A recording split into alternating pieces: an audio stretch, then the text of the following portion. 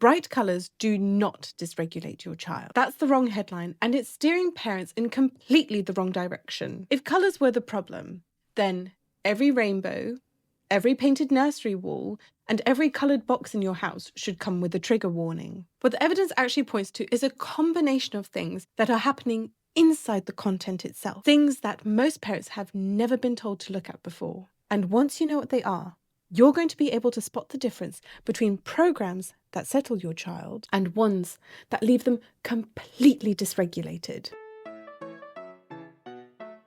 Hello, welcome to Dynamic Learning. Hi, I'm Jane, and welcome back to Dynamic Learning, the channel made by parents for parents. We've done the research, so you don't have to. Today, we're going to be looking at the most misunderstood question in modern parenting. Why do some television programs leave my child completely wired, unsettled, full of big emotions and discombobulated, whereas others don't? So I'd like to take a moment to explain what spurred on this deep dive. My daughter has been sick all week. You heard me. All flipping week long. Oh. Been one hell of a week in my house. Yup. So we did what any good parent would do. We hunkered down on the sofa, got the cozy blankie and turned the TV on and waited to ride this sickness out. I did not know it was going to take a whole week. And as the week went on, I started to notice that my daughter got more and more agitated beyond what a normal sick child is like. And so I started to wonder, apart from her being ill, what's different about this week than other weeks? And it was the TV. So then I started to think, is this a thing? And so we did what we do here at Dynamic Learning, and we went on a deep dive, and the results are going to shock you. I thought that this would be just a one quick episode about TV. No, there was so much information about TV and TV content that we decided that this needs to be broken up into 3 episodes. So let's dive in and unpack all this content together. So you've probably noticed this. You've turned the TV off and your child comes away fine, chatty, happy, playful, ready to move on with the next activity. But then there are other things that they watch. And as soon as you turn the TV off, there come the screams and the tantrums and the meltdown and I wasn't ready yet and I want TV and I want to watch this. And the rest of the day, you're just hanging on by a thread. You're not imagining that. There's a huge difference between those 2 experiences. But the explanation is not what most people assume. The popular version of this story goes something like, bright colours overstimulate young children and cause meltdowns.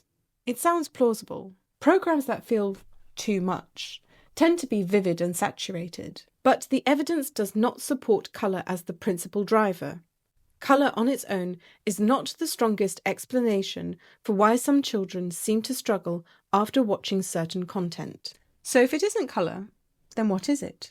It's the overall load the content puts on your child's brain, second by second. Think about some of the faster-paced preschool programs that your child might be watching. Things like Cocomelon or Little Baby Bum. These programs tend to shift scenes very rapidly, every few seconds. There's a constant stream of new information that is continuously flowing on the screen. New songs, new characters, new visual input, which the brain is unable to process the first image before it's already being shown the second image. On top of that, the movement is exaggerated, the sound is dense, and the entire presentation runs on a high sensory pitch from beginning to end.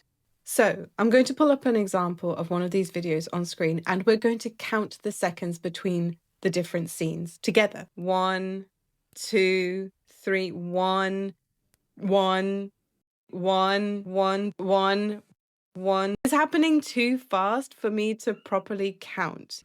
Now let's compare that to another type of program, something like Bluey, Puffin Rock, or Daniel Tiger's Neighborhood. These programs tend to hold scenes for longer. So rather than 1 to 3 seconds between different scenes, it might be 5 to 8 seconds even. The colours are a little bit more muted. they're a little bit more slower paced, and give your child's brain overall more breathing room to process the information. Let's take a look at what one of these programs looks like. Let's count the seconds between the scenes. So I'm going to pull the video up on screen and we are going to start counting the seconds between the scenes together. 1, 2, 3, 4. 1, 2, 3, 4, 5, 6, 7, 8, 9, 10, 11, 12, 1, 2, 3, 4, 5, 6, 7. Very, very different. But as you can see, what they were showing was a very calm image compared to what we just looked at previously. Not lots of different bright colors. We even had some very long scenes that were 10 seconds or longer, which you didn't get in the previous video that we were counting. So from us just looking at this on screen, you and I can already see and we can already feel the different pace between these two different types of programs. That difference, the gap between relentless sensory input and something slower, steadier, and more measured, is precisely where the evidence points. Pace is certainly part of the picture. Rapid scene changes and constant novelty certainly add to the load. The stronger line is not pace alone. It's the broader stimulation package, and within that, highly fantastical content is a more significant factor than speed itself. Now, what does all this mean? Content where impossible things happen constantly. Characters flying, objects transforming, the laws of physics being broken every few seconds, places a heavier demand on a young child's developing ability to process and regulate what they're taking in. Pace contributes to that demand, but fantasy is the deeper dive. Have you noticed the difference between programs? Do you have a program that your child can easily turn off no problem? Do let me know down in the comments because I'm always looking for nice new programs that we can enjoy together as a family. And are there other programs that you've put on TV that you absolutely wouldn't recommend because it leaves your child completely unsettled and just in tears? Let me know in the comments. I read every single one and I look forward to reading all of them.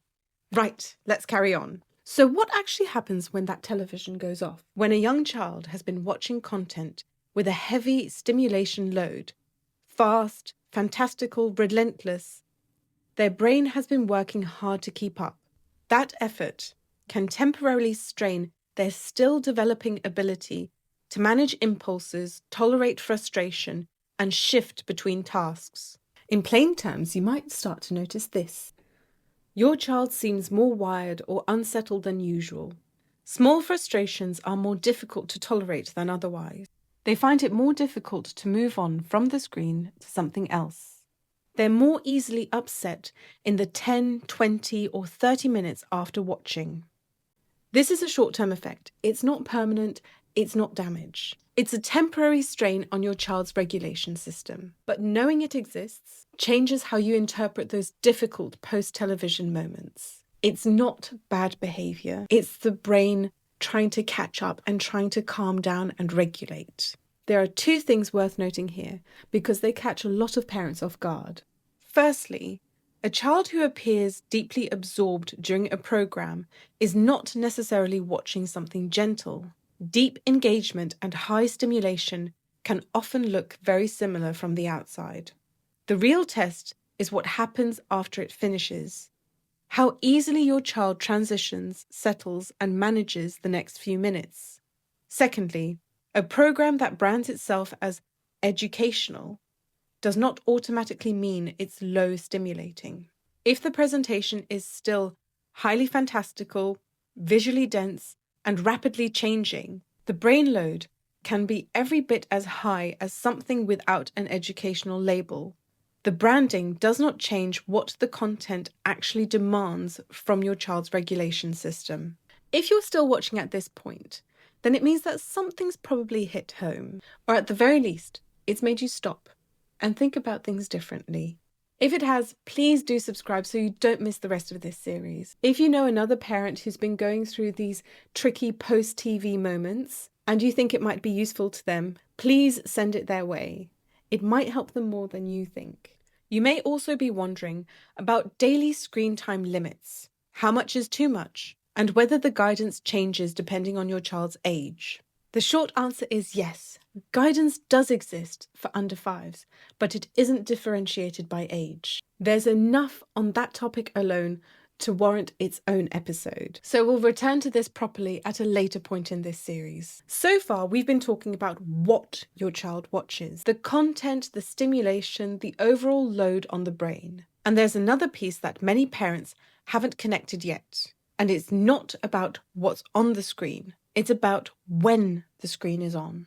In the next episode, we are going to be taking a look at bright evening TV, how it may affect wind down and melatonin production, and what it can do to your child's sleep quality, and why some of those harder evenings or more difficult mornings may actually begin before bedtime, not at bedtime. That's episode 2, and I look forward to seeing you there. In the meantime, if something in today's video clicks with what's been happening in your home, please let me know in the comments down below. I love to know which programs you've noticed make the biggest difference and whether it has helped to make sense to what's going on. If you're looking for some alternative TV suggestions that might be a little bit more slower paced, then check out Our Family Picks, where I recommend book and TV selections. I will link it somewhere on the video. Just click the screen when this video is all done and it'll take you to Family Picks. Thank you so much for watching and I look forward to seeing you in the next video. Bye bye!